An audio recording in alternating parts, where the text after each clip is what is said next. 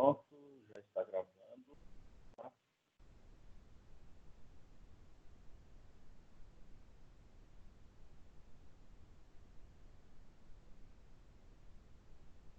Bom, hoje nós vamos falar aqui sobre movimento em coordenadas esféricas e coordenadas cilíndricas, né? A gente vai ver um pouco o que vem a ser esse sistema de coordenadas. De maneira bastante usual, né, e mais comum principalmente na engenharia civil, nós utilizamos mais as coordenadas ortogonais, né? O famoso XYZ. Mas a gente vai ver também que existem outros sistemas de coordenadas e que servem para descrever um movimento, né? Um movimento curvilíneo, um movimento curvilíneo tridimensional, certo? De maneira que outros parâmetros são acrescidos a tudo aquilo que nós já vimos até agora, certo? E a gente vai implementando com outros parâmetros e, obviamente, podendo também aumentando a aplicabilidade de todos esses conhecimentos que a gente está obtendo aqui através da disciplina, certo? Então, os movimentos angulares, eles também podem ser, como nós já vimos, aliás, né? Movimento curvilíneo tridimensional, certo? Aqui nós temos uma partícula, né? Temos aqui uma partícula, ela está numa trajetória, certo? Ela está distante de uma origem O, uma distância que é esse vetor R, ela forma aqui um ângulo φ com o vetor tangente a essa trajetória, certo? Nós já vimos isso em aulas anteriores, tá? Então aqui nós temos um movimento curvilíneo tridimensional que nós já conhecemos, nós já vimos isso em aulas anteriores. O movimento também ele pode ser curvilíneo bidimensional, certo? Destacando aqui um componente radial e um componente transversal, né? MV, né? Esse MV aqui. Okay? E também é um vetor tangente à trajetória curvilínea, né? Bidimensional, certo? Aqui nós temos a partícula, essa linha azul é a trajetória da partícula. O vetor MV, perdão, ele é tangente a essa trajetória e esse ângulo φ é o ângulo formado entre a componente, né, de MV em relação a R, MVR, né, forma esse ângulo. E a componente MV θ, certo? Que seria a segunda componente desse vetor MV tangente à trajetória da partícula. Ok?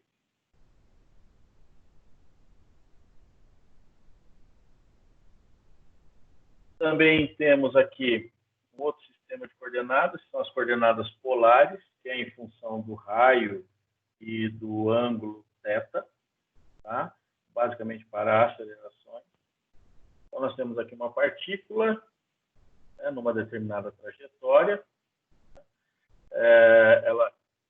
Essa trajetória, essa partícula tem uma massa, uma aceleração no sentido massa vezes aceleração no sentido de R, e aqui a mesma coisa, uma componente massa vezes aceleração na direção da abertura do ângulo θ. Okay?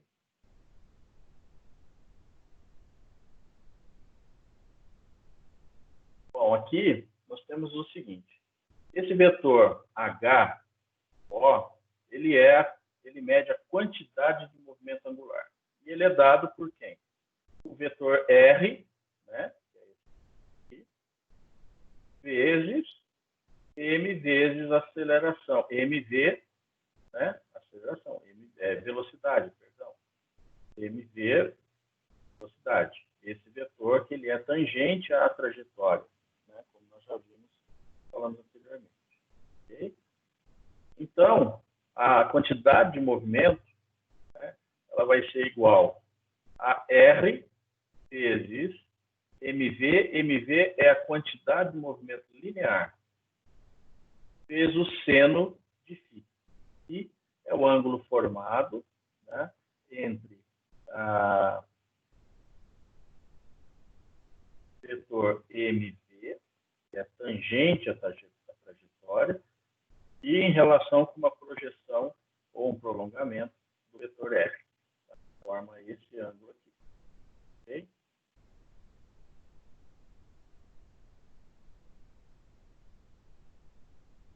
Em coordenadas polares, né, essa mesma partícula ela seria descrita com essa quantidade de movimento angular, HO, H0, é igual ao raio, né, R, vezes mv, quantidade de movimento linear, tá, que é esse vetor tangente à trajetória da partícula, tá, lembrando sempre que a trajetória da partícula é essa linha azul, certo?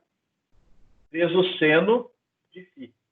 E, como nós já dissemos, aqui fica até mais claro para se observar, né, a abertura do ângulo φ, que é a abertura entre, nesse caso aqui, o vetor mvr, né, que é a componente de mv na direção de r, okay, e o vetor mv. E aqui a componente mv na direção de θ, que é o ângulo. Okay?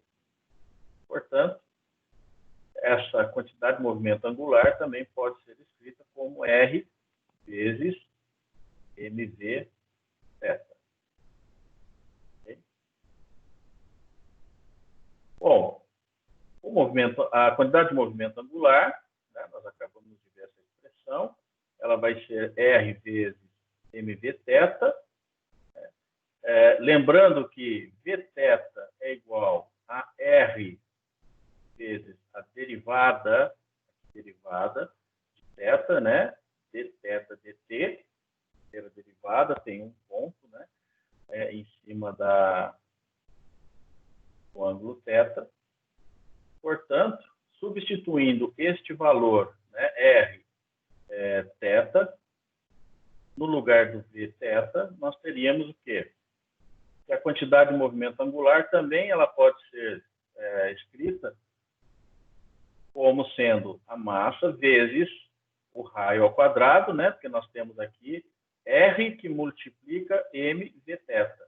E vθ é R θ derivada de θ, então R vezes R é R ao quadrado, vezes a derivada de θ.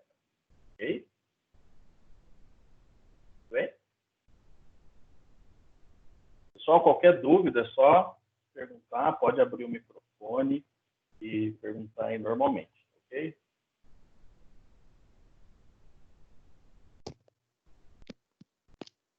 Beleza, professor. Ok. Agora, se nós calcularmos, né, a derivada de HO, a quantidade de movimento angular, em função do tempo, né? Então, a derivada de HO, ela vai ser o quê? A derivada de R, né, dr dt, vezes mv, certo? Mais R vezes m derivada de v. Ok? Tudo bem? Isso. Se eu derivar o R, que é a posição, quem que nós vamos encontrar? Velocidade. Se eu derivar a velocidade, quem que nós vamos encontrar? A aceleração. Certo? Esse é um aspecto que é comum, embora nós estejamos caminhando na disciplina, acrescentando a cada passo mais fatores, parâmetros, incrementando com mais variáveis, esse aspecto ele permanece, né? Você vai derivar A posição, você tem a velocidade. Derivou a velocidade, você tem a aceleração. Certo?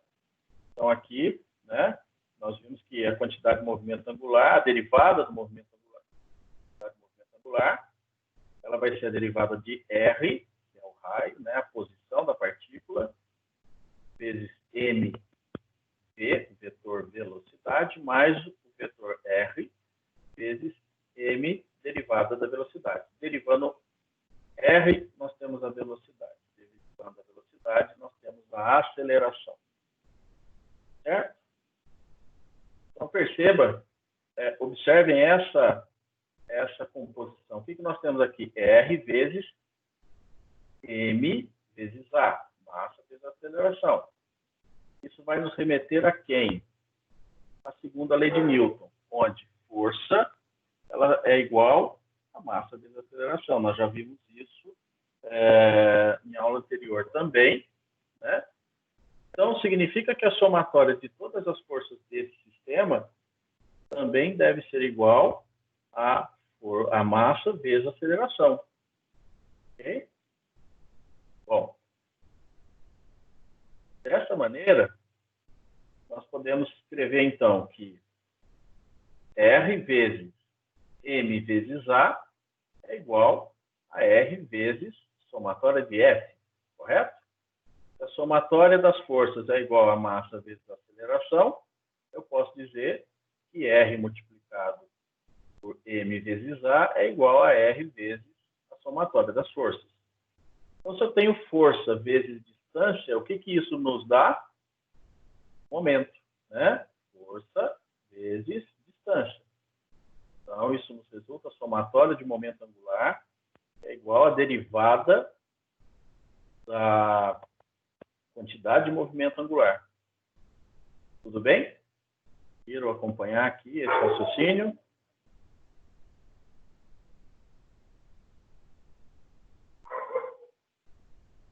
Tranquilo, professor.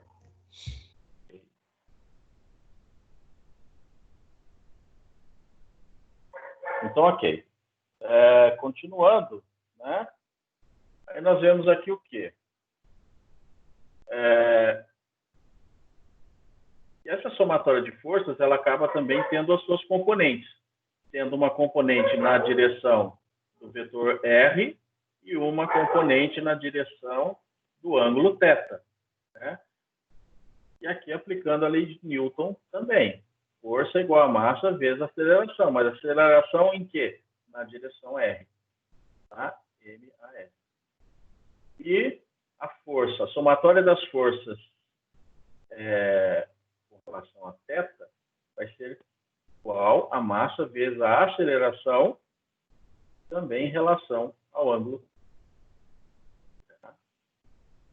Agora, nós vimos também lá do movimento curvilíneo tridimensional, em aulas anteriores, nós vimos que essa componente de aceleração em relação ao vetor R, ela vai ser quem?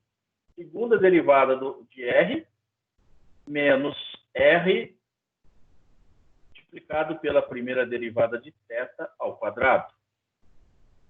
E a componente da aceleração em relação ao sentido do ângulo θ, ela vai ser igual a R vezes a segunda derivada de θ mais 2 vezes a derivada de R vezes a derivada θ. Ok? Isso aqui nós vimos em aulas anteriores, certo? Então, veja, nós temos aqui as forças, somatória das forças na direção do vetor R é igual a massa vezes a aceleração nessa mesma direção.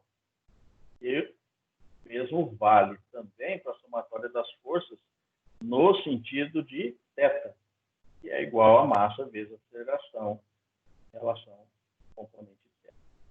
Certo? Bem, agora, substituindo essas duas equações, nessas equações aqui, nós vamos ter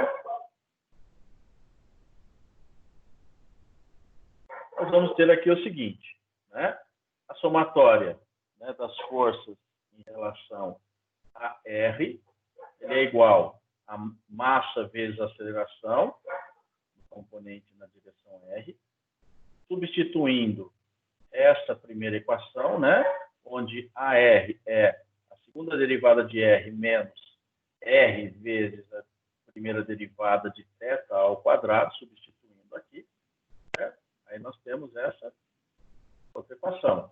E o mesmo nós vamos fazer para essa equação, que é a somatória das forças em θ, igual a massa vezes a aceleração em θ. Substituindo essa equação, R, segunda derivada de θ, mais duas vezes a derivada de R vezes a derivada de θ, aqui, né, nós passamos a ter essas duas equações agora. Ok? Certo? Então, aqui nós temos a definição, né, da aplicação da segunda lei de Newton para os movimentos angulares, né? Isso vai... Por que nós estamos vendo isso agora?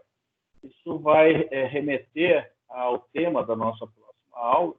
Nós vamos falar... Próxima aula não, vai ser força gravitacional. A segunda aula na sequência, nós vamos falar sobre momento angular. Tá? Então, aqui já é uma preparação para a aula que nós vamos ter daqui, a segunda aula a partir de hoje. Né? Temos mais que vem. Aí no dia 19, que é a nossa aula de reposição, a gente vai entrar nesse assunto, nós vamos falar de momento angular. Então, tudo isso que nós vimos até agora, ela é uma preparação de um assunto que a gente vai abordar mais adiante. Tá? E que também é base para o assunto que a gente vai ver na próxima aula, certo? Que fala sobre também força gravitacional. Ok? Então, vamos em frente.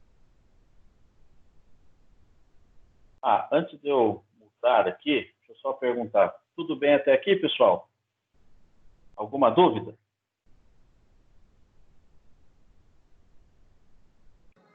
Não, tranquilo, professor. Maravilha. Por mim tá tranquilo, professor.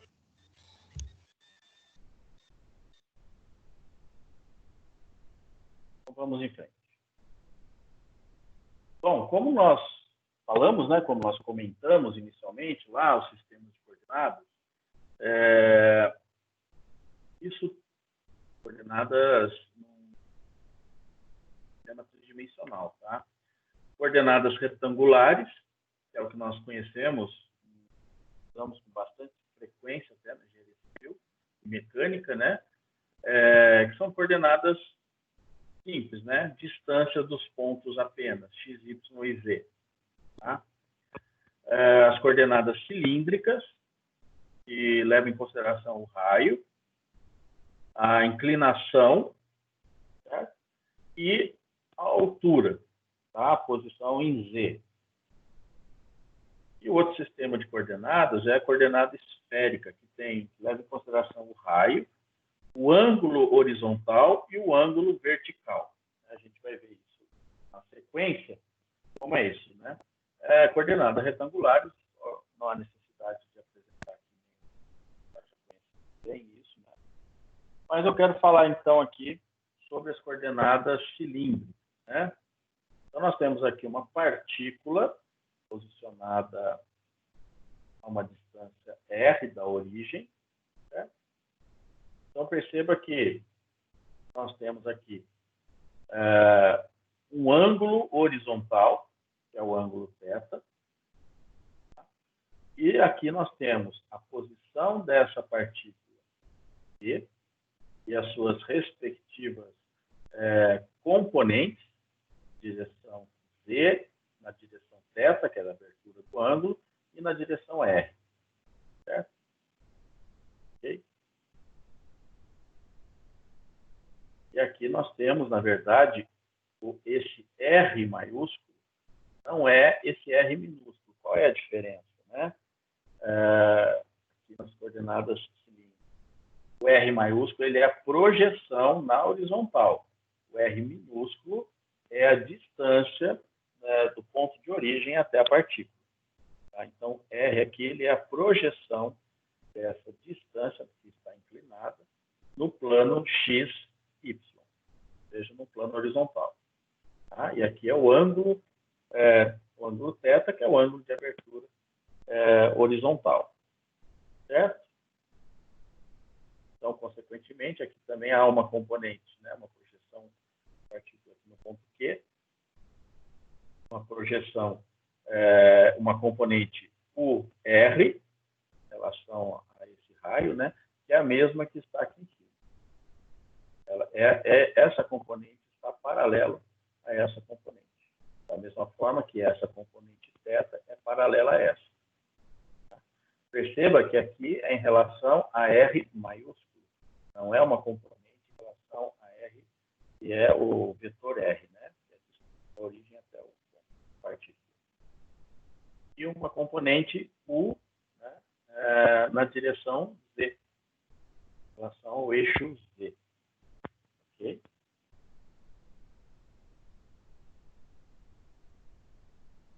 Tudo bem? Então, aqui, as coordenadas cilíndricas, né, como elas são representadas. Importante nós entendermos essas componentes, e, obviamente, a gente vai aplicar isso mais adiante. Certo?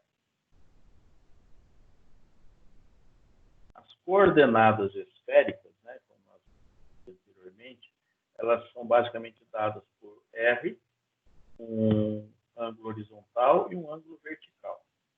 Então, nós temos aqui um ângulo horizontal θ, está no plano X. Então, um ângulo vertical, que é o φ, só que ele não... Veja, o ângulo φ que nós tínhamos analisado aqui anteriormente, movimento angular, vamos voltar aqui um pouquinho, o ângulo φ ele é em relação a essa componente, né, é o ângulo formado entre essa componente e o vetor mv, que é o vetor tangente à trajetória. Certo? Esse é o ângulo φ. Ok? Estou frisando isso porque como as nomenclaturas são iguais, mas as representações são diferentes. Embora eu esteja utilizando o φ, eu não estou indicando a mesma coisa que aqui, por exemplo. Certo? Ok? Uma coisa aqui. Tá? Aqui. Bem? Então, é importante ficar atento para a gente não fazer essa confusão. Então, perceba que aqui nas coordenadas esféricas, o ângulo φ é formado entre o eixo Z e a inclinação, né, formada pelo ponto em que a partícula está em relação à origem. Então, essa abertura ela é formada como? A partícula ela está numa determinada posição, em relação a uma origem, ela forma essa reta inclinada. Essa reta inclinada, com relação a Z, que é esse eixo vertical, ela forma o ângulo φ. Ok? Então, ela vai ter uma componente Uφ nessa direção, uma componente Uθ nessa direção, que é no sentido de abertura do ângulo θ, que é esse ângulo horizontal. Ok? E aqui uma componente UR, que é no sentido na mesma direção do vetor R. Ok? Claro, pessoal? Deu para entender? É importante, até porque o ângulo θ também aqui nas coordenadas esféricas e nas coordenadas cilíndricas, ele é um ângulo horizontal. E a gente olhando aqui, uma outra figura, quero chamar a atenção nisso. Veja, no movimento tridimensional, curvilíneo tridimensional, né? Nós temos aqui o φ, que é o ângulo formado entre essa projeção de R e o vetor MR. Né? No movimento curvilíneo bidimensional, θ é a inclinação de R, okay? E o φ é a inclinação entre a componente MVR, que é a componente do vetor MV no sentido de R, e é o ângulo que ela forma com o vetor mv, tangente à trajetória da partícula. Certo? Então, é importante a gente perceber isso. Nós não, embora as nomenclaturas sejam as mesmas, depende muito do sistema que eu estiver analisando. Tá? Isso faz toda a diferença. Porque aqui ele θ é a inclinação de R. Se nós voltarmos lá, a gente vai ver que o θ, aqui, ó, ele não é a inclinação de R, né? Lá nas coordenadas movimento curvilíneo bidimensional, θ é esse ângulo aqui, ó. E nas coordenadas cilíndricas, não. Ele é esse ângulo. Certo? Então, é importante a gente ficar atento quanto a isso. Tá? E nas coordenadas esféricas também. O ângulo θ é essa abertura. Ângulo horizontal. Tá? Nos demais que nós estudamos, θ era esse ângulo aqui, ó, que forma o vetor R com o plano horizontal XY. Tá? As coordenadas esféricas não é assim. E o φ, ele é o ângulo formado entre o eixo vertical Z e a inclinação do vetor R. Tá? O vetor R, ele inicia na origem do sistema até a partícula, até a posição da partícula. Ok? Tudo bem?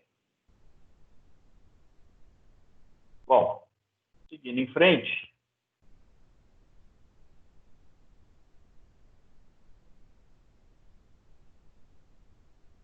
Nas coordenadas cilíndricas, nós vamos ter um vetor R, né, e ele vai ser igual a quê?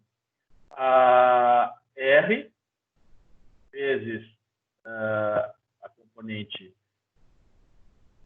do vetor UR mais Z vezes a componente UZ. Aqui, coordenada. Então, esse R, ele vai ser quem? Essa componente R mais a componente quem? R vezes o R, Z vezes o Z. Ou seja, R vezes essa componente do vetor UR e Z, na verdade vai ser essa altura ou a posição da partícula em relação ao eixo Z, vezes, ok? Isso para o vetor R, tá? A posição da partícula, ok? Ao vetor velocidade, ele já vai ser dado pelas três componentes, né? De R, θ e Z, com a primeira derivada de R, vezes a componente R, mais a R vezes a derivada de θ, vezes o θ, a componente o θ, mais a derivada de Z, que é a cota, né? A vertical, vezes a componente o Z. Ou seja, né, nós temos aqui, isso vai ser igual aqui, né? Derivando R, nós vamos ter VR, derivando θ, vamos ter R, aliás, R derivada de θ, vamos ter Vθ, e derivada de Z, VZ. Ok? Baixo, ó. Então, a derivada de R, derivada de R, na verdade, R vezes a derivada de θ, Vθ. E se derivar Z, nós temos aqui a velocidade na direção do eixo Z. Tudo bem? Sei que é bastante letra, bastante nomenclatura, né? Algumas delas são comuns, com aulas que nós já vimos anteriormente, mas na verdade, vai só aumentando aí a quantidade dessas nomenclaturas variáveis, e muitas delas, e aí é que eu chamo a atenção, é importante ficar bastante atento, muitas delas serão iguais, terão a mesma nomenclatura, só que dependendo do sistema de coordenadas que você estiver analisando, ela pode mudar a sua referência. Então, é importante, primeiramente, saber com qual sistema estamos trabalhando, certo? Isso principalmente em relação aos ângulos, ângulo θ e ao ângulo φ. Que a gente não faça nenhuma confusão e, consequentemente, possa cometer aí um equívoco na hora de desenvolver um exercício, né? Certo? Tudo bem? Tranquilo, professor. Legal. E os demais, está tudo tranquilo também? Tá tudo, entenderam? Estão com alguma dúvida? Por enquanto está tudo bem, professor. Vamos ver mais para frente. Tá certo.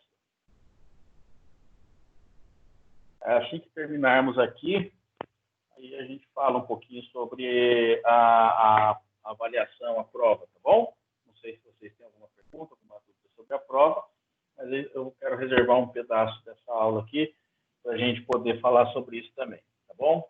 Mas aí a gente já fala daqui a pouco. Só continuando aqui, então, nosso assunto. Certo? Então, aqui. Então, da mesma maneira que nós já vimos no movimento retilíneo, no movimento tridimensional, ou seja, ou até mesmo no movimento retilíneo uniforme, né, que foi lá no início da matéria, onde você tem a posição, deriva a posição, nós temos a velocidade, deriva a velocidade, temos a aceleração. Tá? Então, perceba que esse conceito inicial que nós vimos lá no começo da matéria, nós temos trazido ele a cada etapa que nós temos aqui abordado. Tá? Perceba que também a quantidade de variáveis estão sendo incrementadas aí na matéria, para que possibilite também uma análise mais aprofundada de outros tipos de movimento ou movimentos mais complexos, né? O movimento simplesmente retilíneo. Ok? Certo? Bem, então aqui nós vimos o quê? Nós vimos o vetor R, nós vimos aqui o vetor velocidade, tá? E aí nós temos também, obviamente, a aceleração para as coordenadas cilíndricas, né? Isso vai ser dado por essa expressão aqui. A aceleração ela vai ser igual a derivada segunda de R menos a R multiplica a derivada primeira de θ ao quadrado, isso multiplicado pela componente UR. Então, vamos dar uma olhadinha aqui só para a gente relembrar, né?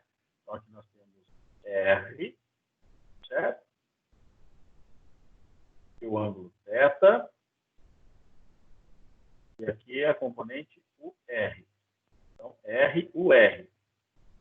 Certo? Vai lá.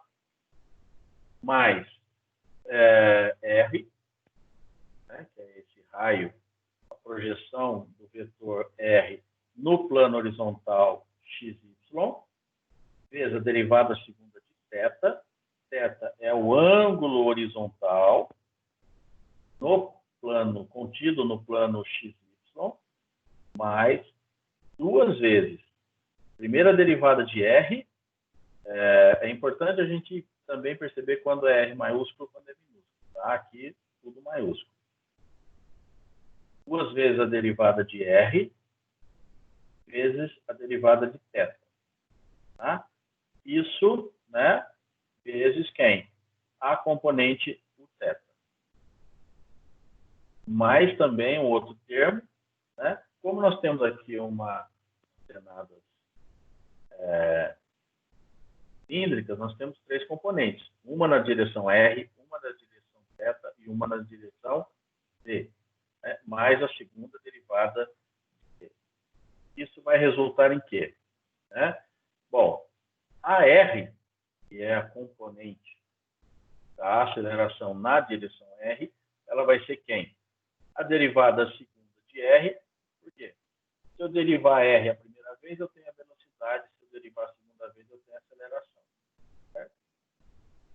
Então, menos R, que multiplica a derivada primeira de θ ao quadrado. Então, isso aqui é AR, é a aceleração na direção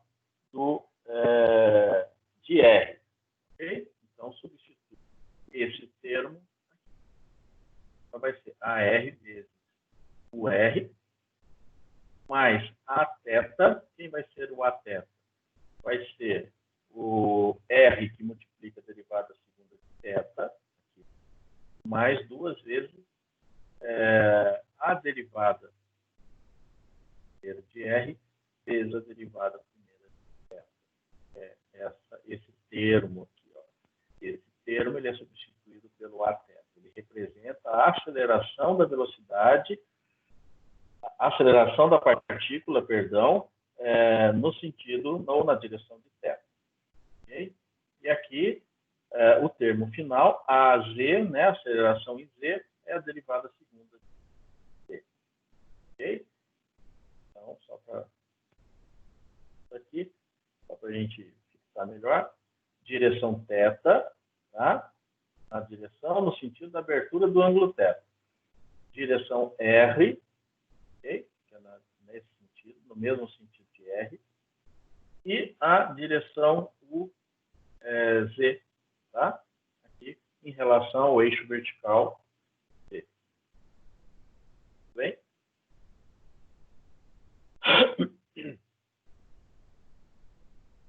Então, aqui a gente viu, então, para as coordenadas cilíndricas, como que nós determinamos a posição da partícula,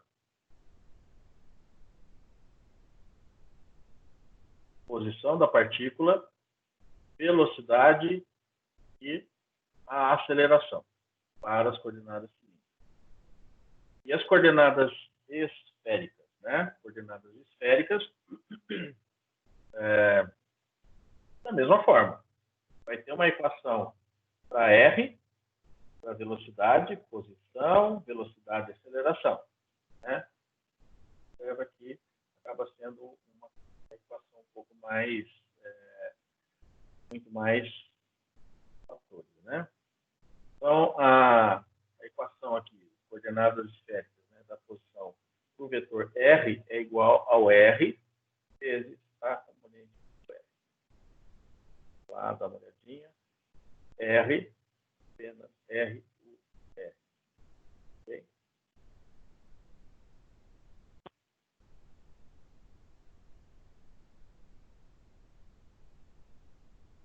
E a velocidade? Bom, a velocidade, ela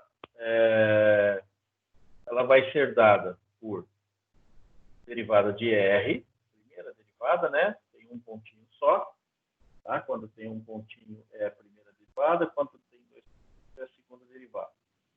Só relembrando, a direção do R mais R, que multiplica φ, né? Primeira derivada de φ, na direção U, mais R multiplica a derivada de θ vezes seno de φ. Tá? Isso na direção U, θ. Então, perceba que a velocidade ela é em função da derivada de R, do vetor R, do ângulo φ, que é o ângulo vertical formado pelo eixo Z, e a inclinação de R, e a derivada de θ, que é o ângulo horizontal formado pela projeção de R no primeira derivada de R, VR. R vezes I, derivada de φ, Vφ. R, derivada de θ seno de φ, Vθ. Okay? Mesmo que nós vimos aqui, certo? Derivada de, só que aqui para coordenadas cilíndricas, ok? Coordenada cilíndrica, nós temos R, nós temos o ângulo θ e Z. Tá? Coordenadas esféricas, nós temos dois ângulos e uma coordenada. Ok? Bem? Então, vamos em frente aqui. E a aceleração? A aceleração ela segue o mesmo critério que nós vimos anteriormente, né? A componente AR, né, que é a componente da aceleração no sentido do R, ela vai ser quem? Derivada segunda de R menos Rφ, derivada de φ ao quadrado, menos a R que multiplica a derivada de θ ao quadrado vezes seno quadrado de θ. Ok? Na direção R. Então, todo esse termo aqui equivale a quem? A R. A aceleração na direção de R. Ok?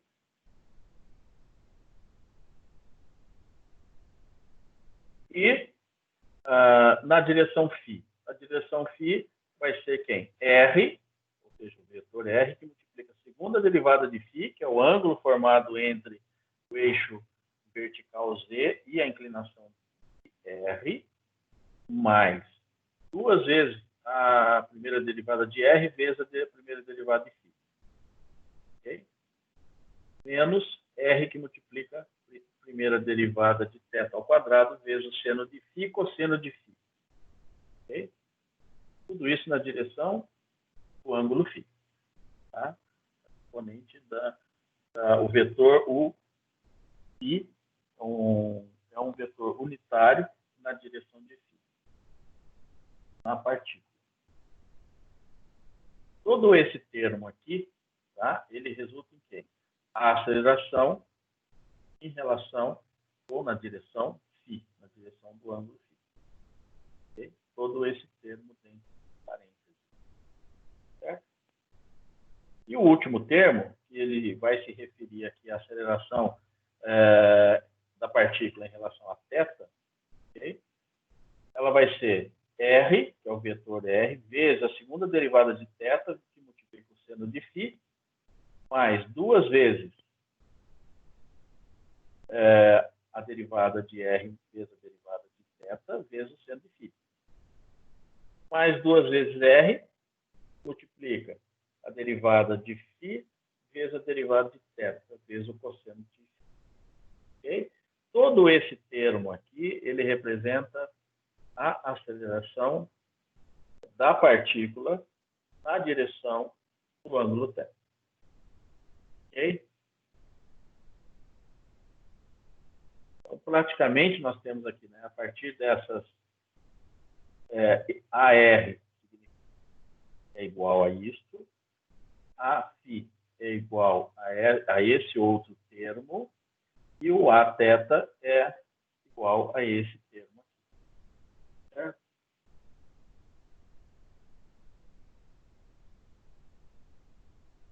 Tudo bem?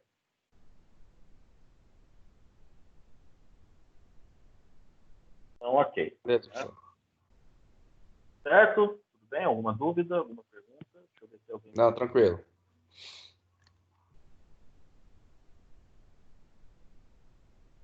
Ok.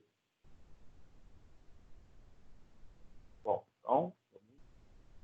Até aqui nós falamos sobre movimentos angulares, também com relação a uma partícula, em relação a uma origem, com quais os sistemas de coordenadas possíveis que nós podemos utilizar na análise desse movimento para determinar uma série de parâmetros. Tá? E nós vamos começar a ver também outros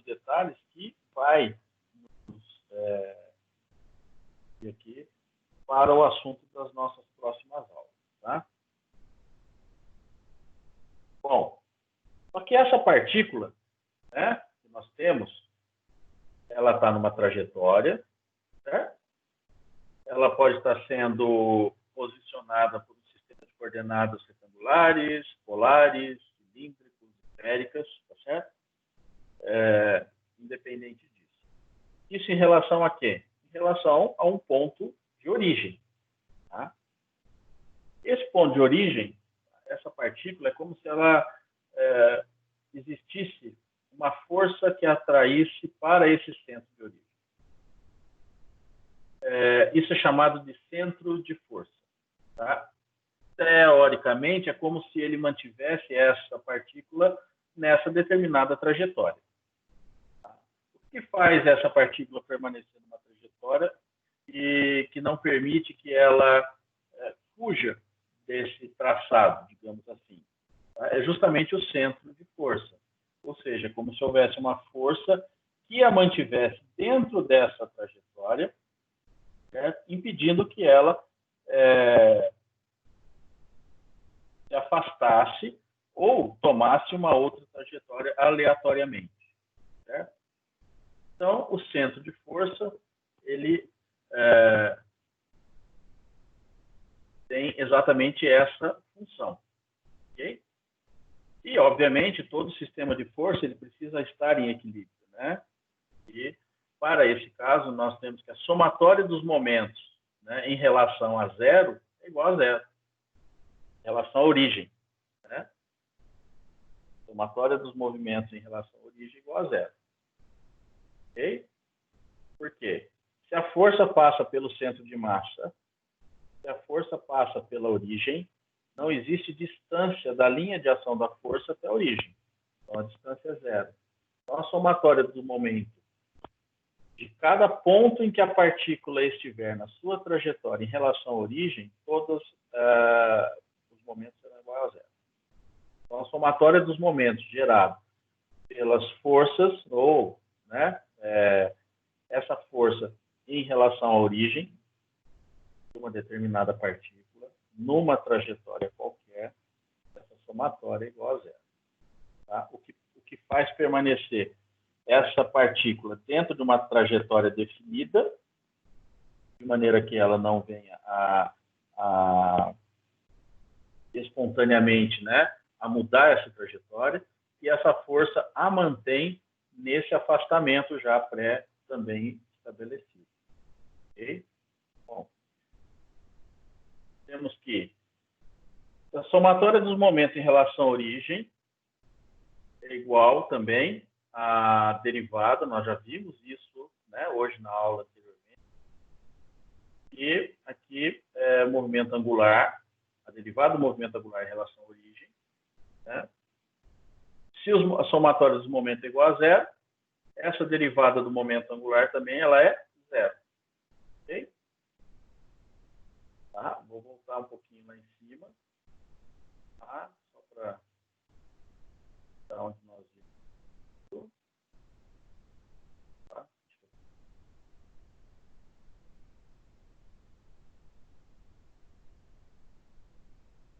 Aqui. Tá? Então, nós vimos o quê? Que força, massa vezes aceleração, e a somatória das forças desse sistema também vai ser igual a massa vezes aceleração. Tá? Nós vimos nessa equação que R vezes MA, V vezes MV é igual a quem? A derivada de H0, ou seja, HO, né? Quantidade de movimento angular.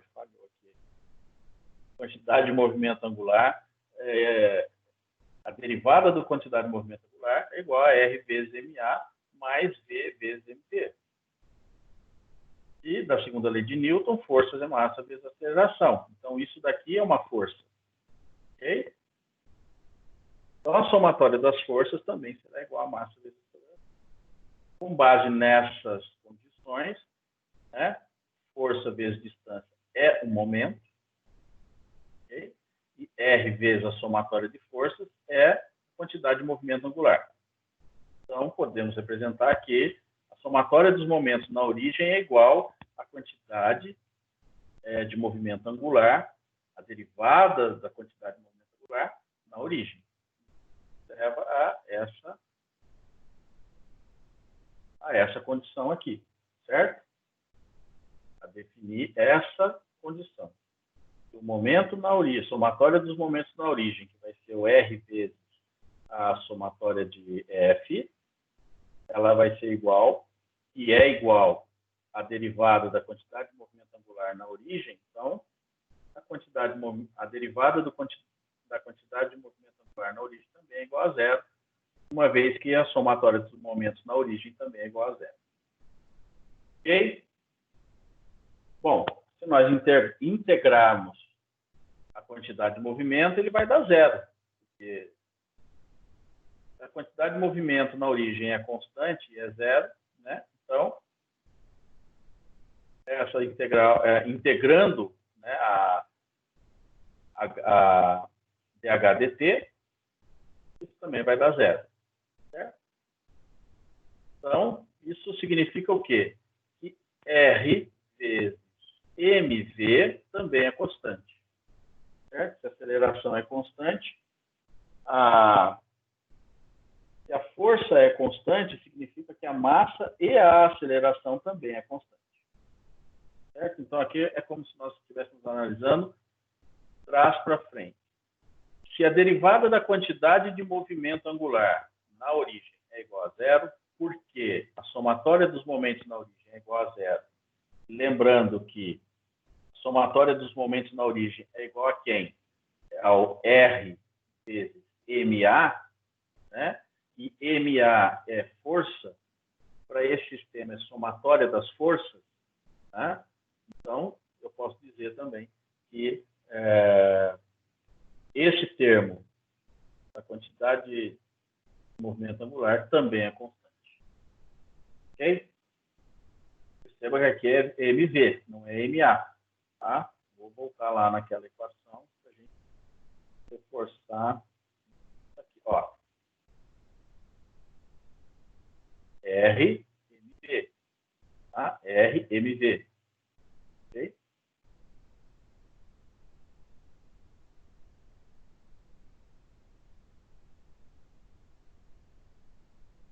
Vou tornar aqui. Tudo bem? Bom, com isso, né, isso vai resultar.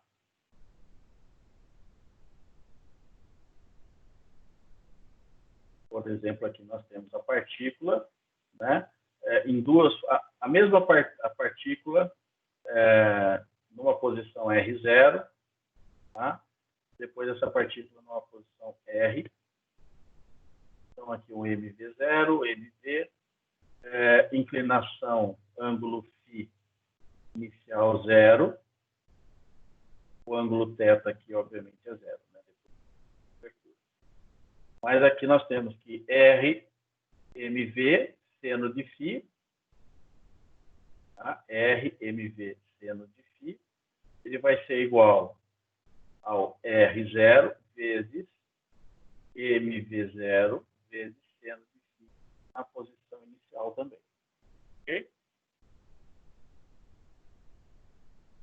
Mesmo que essa angulação vá mudando, essas variações que vão ocorrer ao longo da trajetória a partir do ponto inicial, essa resultante é igual a essa.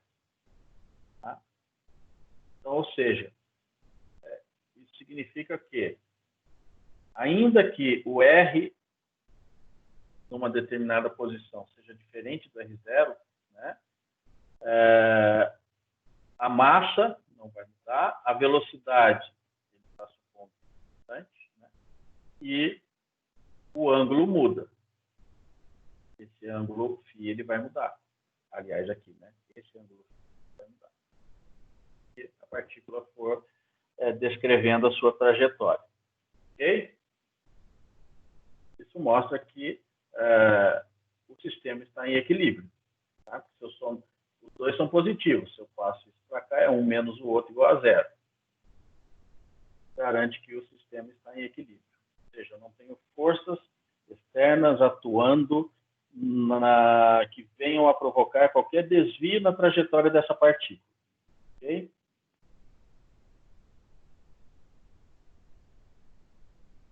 Bem,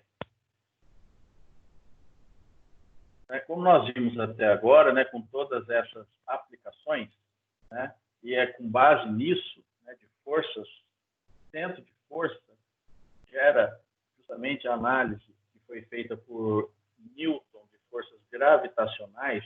Na verdade, quando a gente fala de centro de força, é uma força de atração ou uma força gravitacional que mantém determinado corpo ou partícula numa trajetória pré-definida. É basicamente a análise que é feita para trajetória de satélites,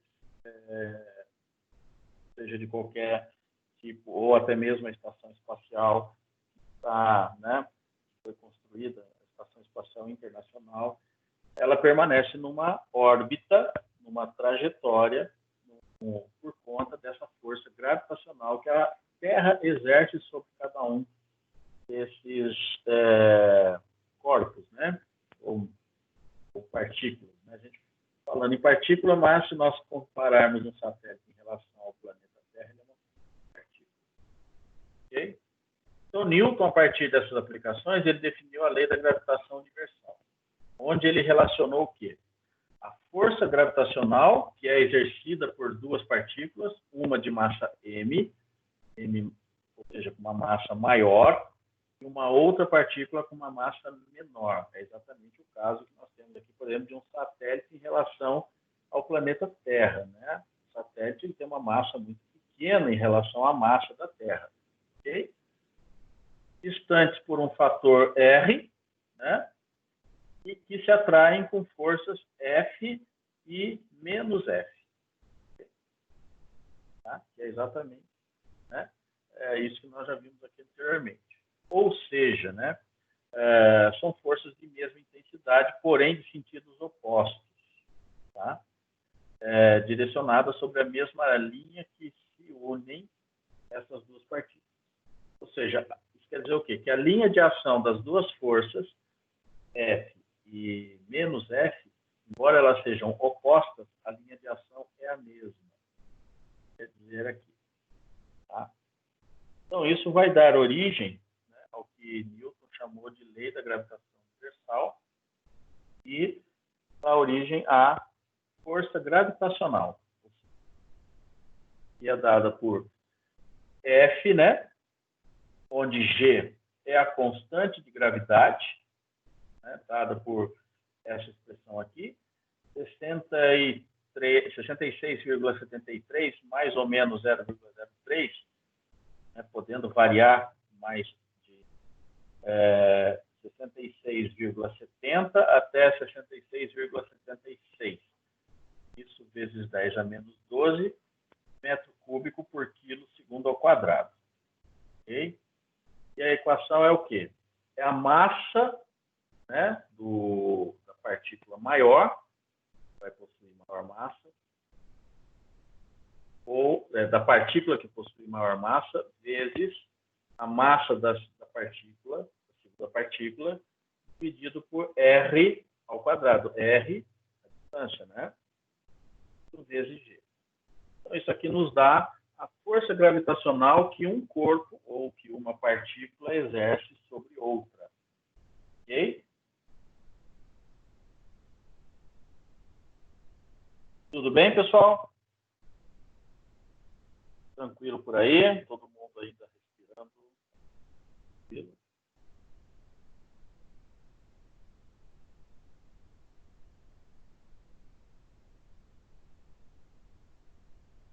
Tudo bem? Bom, então aqui nós estamos chegando aqui no final da nossa primeira parte, né, da aula de hoje. Vai fazer um intervalo agora, ok? Voltando ou retornando, né, intervalo, nós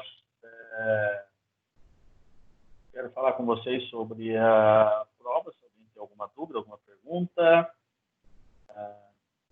Eu até iria deixar, né, o gabarito, mas com relação à questão que houve na semana passada, né? Acabei não conseguindo. Okay? Vou só parar a gravação.